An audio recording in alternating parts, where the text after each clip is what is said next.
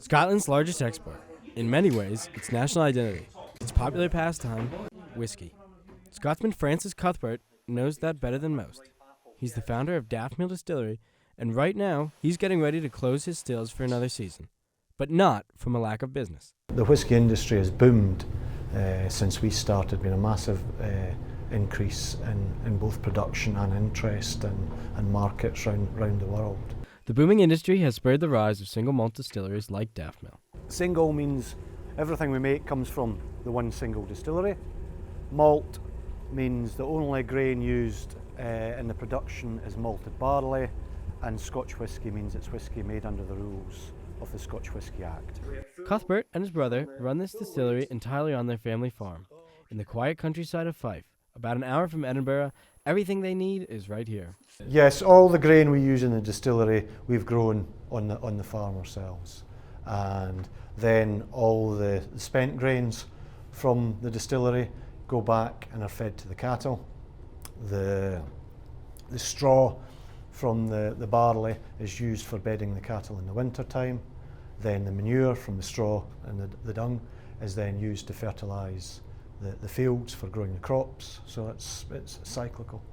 They operate on a unique farm calendar schedule, distilling only in the summer and winter. That's uncommon today, but was once the only way. Monks at the nearby Lindores Abbey used this same practice to distill the first whiskey in the 1400s for King James IV. They called it aqua vita, or water of life. And that is the first record of penny whiskey being produced in Scotland.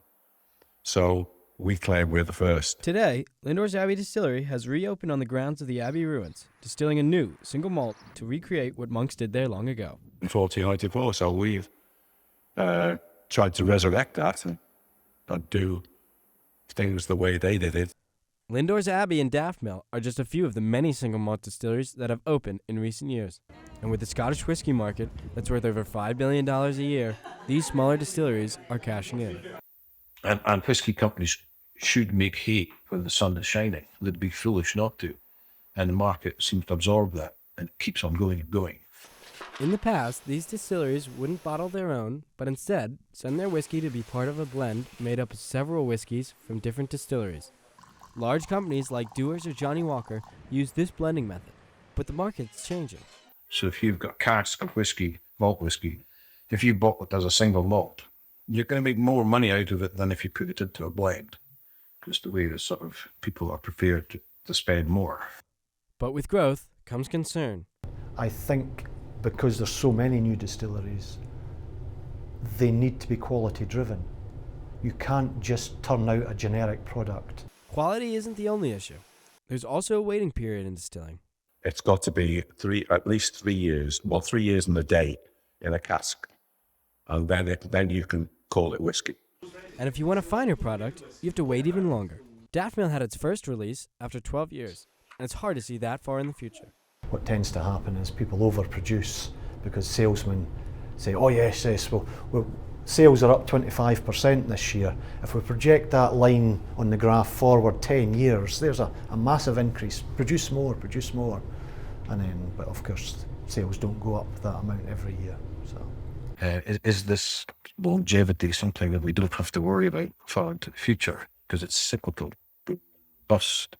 While the exact future of the industry is uncertain, for now, more people are enjoying the product, and in different ways. There's loads of pubs in Scotland you can come to enjoy a dram, drink it neat, or add a drop of water to bring out the flavour. I just love the taste, the flavour, great. But it's not just for connoisseurs and old men. Yeah, loads of different flavours, different tastes. There'll be a whiskey out there for everybody. Maybe you've just not found it yet. And there seems to be more that goes into every bottle than just malt and grain. It's the taste and the smell.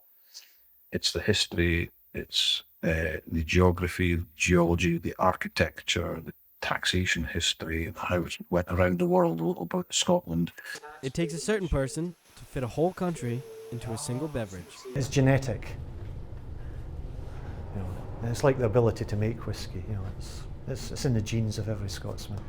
In Edinburgh, Scotland, I'm Andy Smith with the Centre County Report.